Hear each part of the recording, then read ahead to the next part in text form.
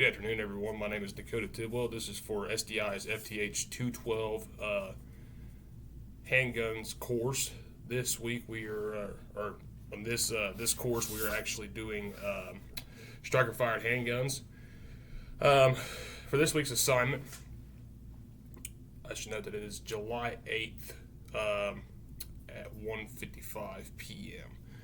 A little late on getting this assignment in. I actually went out of town for 4th, so hope everybody had a good 4th. Part 1. Identify a firearm that you wish to focus on for this assignment. The firearm can be any firearm you have legal access to. So, in striker fireds, I've always been a striker fired guy since I was old enough to own handguns. My first handgun was actually a Glock 22 chambered in 40. It was my favorite handgun. I love Glocks. I've always shot great with them. I've tried a variety of different other firearms. Glocks just seem to be the ones I shoot best with. I'm not a Glock fanboy. I like other firearms, but Glock is what I prefer to carry and use. Mine's off being worked on right now, so I'm very happy that we got a PSA dagger for this course, because I know a lot of the parts on the PSA daggers are interchangeable with the Gen 3 parts for Glocks, so I'm very happy to see one of those come through and then see what PSA does differently than Glock. So that'll be the firearm I'm going to be focusing on. The make and model of the firearm is a PSA Dagger Compact.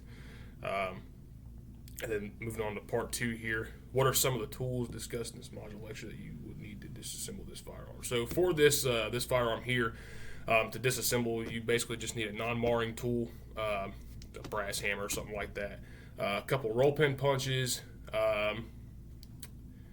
and pliers. I even use a set of tweezers sometimes when messing with these, just for finessing some of the smaller springs so you don't mess them up. Take measurements on the disassembled firearm. So to take measurements on these firearms, the only things that you'd really be measuring would be like the length of the barrel, inner diameter, outer diameter, so on and so forth. If you're doing anything of that nature, like trying to fix a burr or something like that, you don't want to take too much off. Go no-go gauges if you're taking one and kind of doing a little bit of work to it, making sure that everything fits and what should fit, what shouldn't fit, that type of thing.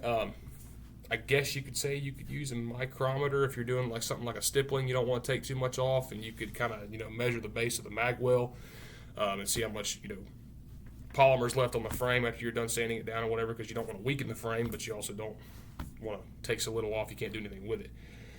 What dimensions would you measure and why? I kind of just answered that there. Are there any tools that are needed for this platform that we're not discussing in this module lecture? No, so actually all the tools that you would need to take down a striker-fired handgun were actually mentioned in this this module here, and it actually it hit it kind of on the head when it comes to the striker-fired polymer frame systems. It mentioned all the tools that you would normally use and then some that I've never used before. So I think it pretty much hit the nail on the head there.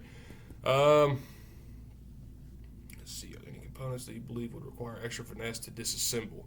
If so, why do you feel this way? What would happen? Yes, so there's a lot of things inside of a striker-fired, or a couple things rather, that have springs. The springs on these striker-fired handguns are actually very, very thin, and I don't want to say flimsy because they're not flimsy, but they can bend very easily if you don't use finesse with them. It's like a lot of firearms, especially the older Glocks, like my original Glock that I have, it actually has a spring underneath the takedown bar.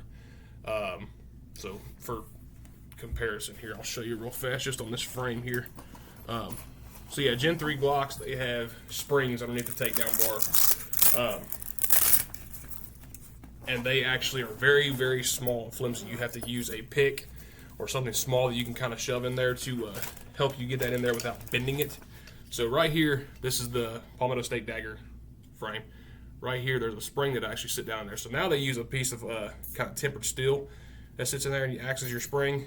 Before, it was an actual small little spring about this big. If you don't use a pick or something like that to hold that down while you're pushing your takedown bar through, you're going to break it every time, or make it to where it's very hard to get back to what it was in order to work and function properly. So definitely would say you need to use finesse, and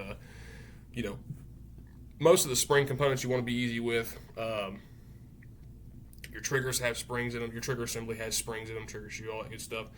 your sear and all that good stuff. It's all thin metal. If you're pushing on things and having to pry on things or smack it with a hammer, you're not doing it right. Most of these striker fired platforms, you can push the parts right in place. If you're not going easy, there's something wrong. You need to back off and try something different. So let's see here. Any components do you feel would cause you frustration to remove? If so, why?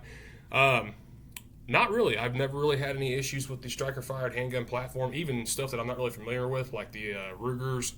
There's a Security 9. My father owns a Security 9. I've taken it apart a couple times. It's pretty easy to deal with. Along with a couple other things. So, I mean, striker fired, I find to be pretty easy. So, any components that would be easily lost? If so, yeah, absolutely. Your pins and your springs. Keep them where you know they're going to be at. It's a firearm model that you use contain any components.